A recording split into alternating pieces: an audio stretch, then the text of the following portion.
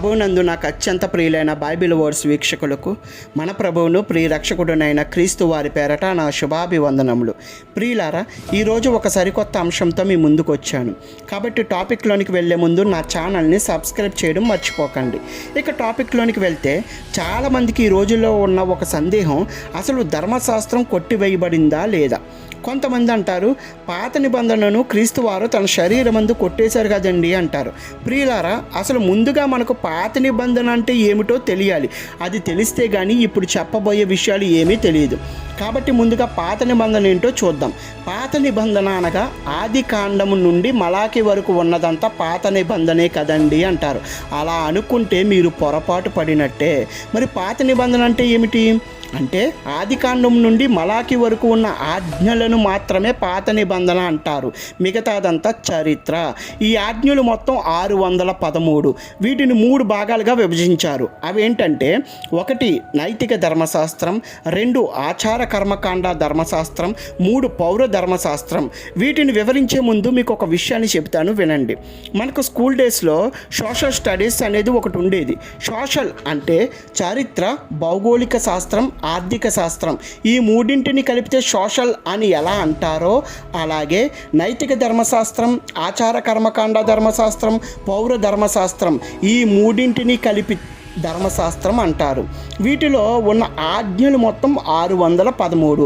అయితే నైతిక ధర్మశాస్త్రం అనగా, నిన్ను వలే నీ పొరుగువారిని ప్రేమించు, ఆకలిగొన్నవానికి అన్నం పెట్టు, నీ పొరుగువాని భార్యను ఆశించవద్దు, నరహత్య చెయ్యవద్దు, దొంగిలించవద్దు మొదలగునవన్నీ నైతిక ధర్మశాస్త్రం క్రిందకు వస్తాయి. ఈ ఆజ్ఞలు మొత్తం 150. ఇకపోతే ఆచార కర్మకాండ ధర్మశాస్త్రం అనగా యూదులు పాటించే ఆచారాలు. అనగా ఒక యాజకుడు ఎలాంటి డ్రెస్ వేయాలి, బలి అంటే ఎలా ఇవ్వాలి, ఎలాంటి గొర్రెను బలి ఇవ్వాలి, యూదులు గడ్డం ఎలా పెంచుకోవాలి, ఏం తినాలి, ఏం తినకూడదు, పస్కా ఎలా ఆచరించాలి, విశ్రాంతి దినం ఎలా జరపాలి మొదలగునవి అన్నీ ఆచార కర్మకాండ క్రిందకే వస్తాయి.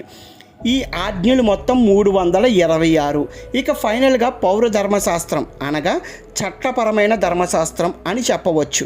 అనగా ఒక స్త్రీ వ్యభిచారం చేస్తే ఎలాంటి శిక్ష విధించాలి, భార్యాభర్తలు విడిపోవాలంటే పరిత్యాగ పత్రిక అనగా విడాకులు ఎలా ఇవ్వాలి, దొంగతనం చేస్తే ఎలాంటి శిక్ష విధించాలి మొదలగునవి అన్నీ ఈ అనగా దేశ భద్రతకు సంబంధించినవన్నీ పౌర ధర్మశాస్త్రం క్రిందకు వస్తాయి. ఈ ఆజ్ఞలు మొత్తం 137. ఈ 3 ధర్మశాస్త్రాల ఆజ్ఞల మొత్తం కలిపితే 613. అయితే ఇప్పుడు మనకున్న సందేహం ఏమిటి? ఇంతకు ధర్మశాస్త్రం అనగా పాత నిబంధన కొట్టివేయబడిందా లేదా, అదేగా. అయితే ఈ విషయాన్ని మన ప్రభువారినే అడుగుతాం. మత్తయి సువార్త 5వ అధ్యాయం 17వ వచనంలో ప్రభువారు మాట్లాడుతూ, ధర్మశాస్త్రమునైనను ప్రవక్తల వచనములనైనను కొట్టివేయవచ్చితనని తలంచవద్దు, నెరవేర్చుటకే గాని కొట్టివేయుటకు నేను రాలేదు అన్నారు. అయితే పౌలు గారు ఏమన్నారో చూద్దాం.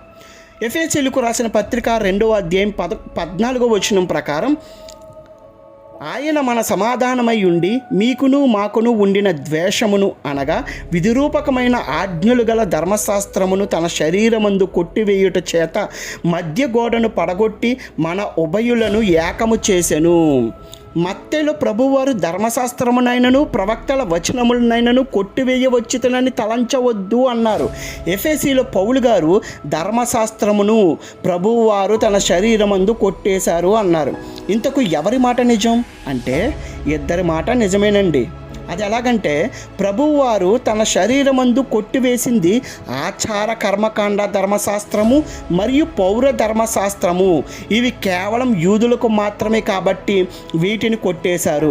మరి ఏ ధర్మశాస్త్రం నెరవేర్చారు అంటే, నైతిక విలువలు అనగా మోరల్స్లా ధర్మశాస్త్రాన్ని నెరవేర్చారు. కాబట్టి ప్రభువారు చెప్పింది, పౌలు గారు చెప్పింది నిజమే. కాబట్టి ధర్మశాస్త్రం కొట్టివేయబడింది అంటే ఎలాంటి ధర్మశాస్త్రం అనగా ఆచార మరియు పౌర ధర్మశాస్త్రం. దీన్ని పౌలు గారు విధి రూపకమైన ధర్మశాస్త్రము అన్నారు. మరి ప్రభువారు నెరవేర్చిన ధర్మశాస్త్రం ఏమిటి అనగా నైతిక విలువలున్న ధర్మశాస్త్రం. కాబట్టి మీ అందరికీ అర్థమైందని ఆశిస్తూ మరి ఒక అంశంతో మరలా కలుద్దాం. అంతవరకు ఆ దేవుని కృప మీకును మీ కుటుంబ సభ్యులకు సదాకాలము తోడై ఉండునుగాక. ఆమేన్.